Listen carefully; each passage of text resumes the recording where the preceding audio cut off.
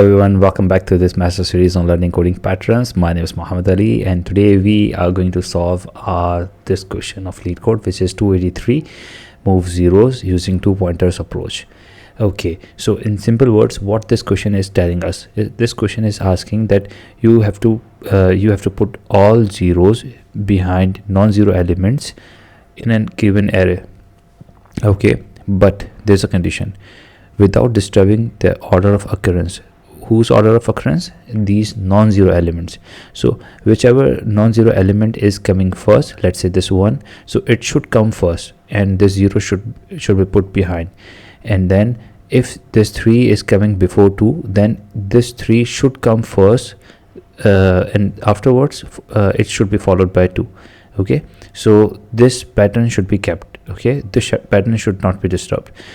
So this is a pretty simple approach if you are using two-pointer approach, since we have been learning this for the past couple of questions. So I believe now you can easily make sense like how we are going to approach it.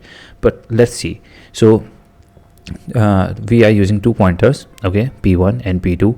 And now what we are going to do, we are going to use P1 for the reference of non-zero elements, and we are going to use P2 for the main traversal part. Okay, now how the main traversal will occur?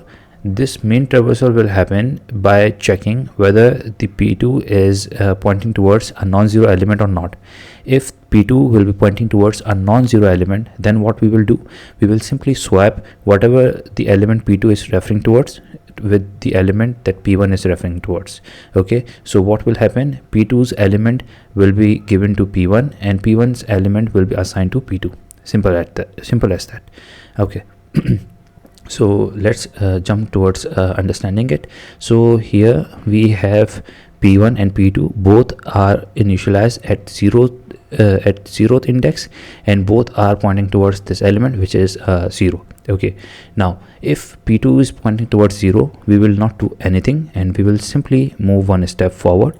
And then now P1 is pointing towards 1, so what we will do, we will swap it. How?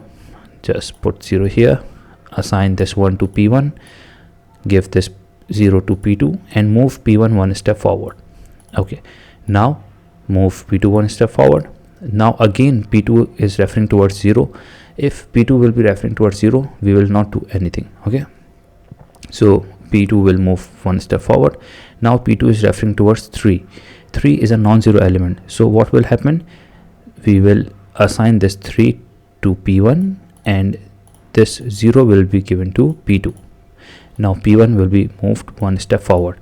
Now what we will do, we will simply move one step forward. Now P2 is again pointing towards an element which is not 0. So what will happen, again this 0 will be swapped and this 0 will be given to P2 and this 2 will be given to P1.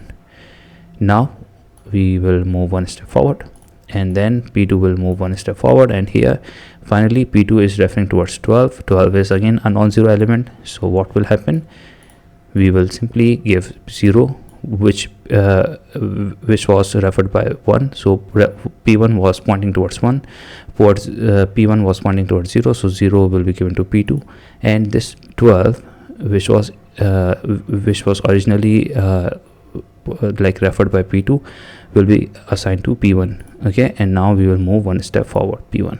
Now afterwards there is no element, so that's why our loop will break.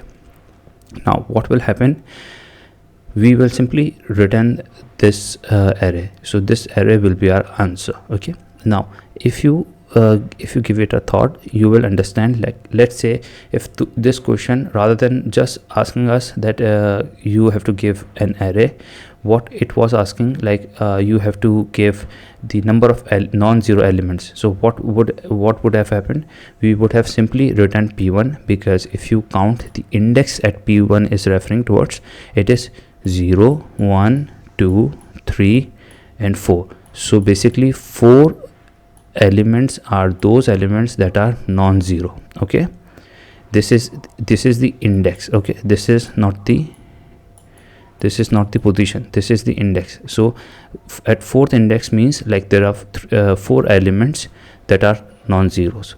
Okay, So try to make sense with different variety of questions, because what happens is that there's a higher probability that in your interviewer will not just throw you these LeetCode questions, but what can happen is that interviewer will tweak these questions a little bit, just to test your knowledge of not just LeetCode but how well you can adopt. So if you will understand these approaches and the patterns, you can easily come up with solutions. Okay, so I hope you got the idea here. Now let's jump towards our coding part. Now if you like always, as I always say, like if you still have any difficulty in understanding what just happened, just rewind and try to look and try to understand it in a slower pace. Hopefully things will start to make sense. Okay, now we initialize p1 with 0. So let me put spaces here. So we have used 2 pointers, like just in visualization. So initially we are what we are doing, we are initializing p1 with 0. Now rather than going for like p2 and initializing it with 0, what I'm doing, I'm simply using for p2 in range length nums. So what will happen, p2 will start from 0. Okay, we are using p2 for our main traversal, remember that, and p1 will be used for non-zero elements. Okay, now so what it will refer towards, it will refer towards non-zero elements. Okay, cool. So now we are after defining our loop, what we will do, we will check if nums p2 is not equals to 0, which means that if p2 is referring towards a non-zero element, so what we have to do, we have to simply yep, what we have to do, we have to swap it. Okay, so p1 nums p2, and what we will do, p2 comma nums p1. Okay, so p1 so p2, this p2 will be assigned to p1 and this p1 will be assigned to p2. Okay, so this is how the swapping will occur, and then we will simply increment our left pointer in order to keep the reference. Now that's it. We are not returning anything, because here it is saying to not return anything, modify nums in place instead. Okay, let's say if it would have asked, so we would have returned nums, simple as that. Now click on run and let's see, and it is saying that cannot access left. Oh, I'm sorry, this should be p1. I mean, I'm also a human, so okay. So here we have p1, and now our test case got accepted, our initial test case. Now click on submit and let's see, and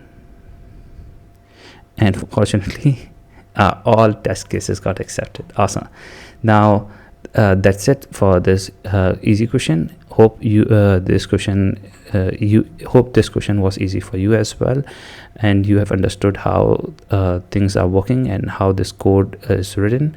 If you have any questions regarding this code or the understanding of this question, feel free to reach out to me in the comments, and please discuss your problem, and I would love to solve it. Thank you so much for your time. I'll see you tomorrow with a new question. And plus, if you haven't subscribed yet, please do consider subscribing. It motivates me a lot. So thank you so much for your time. I'll see you tomorrow. Bye.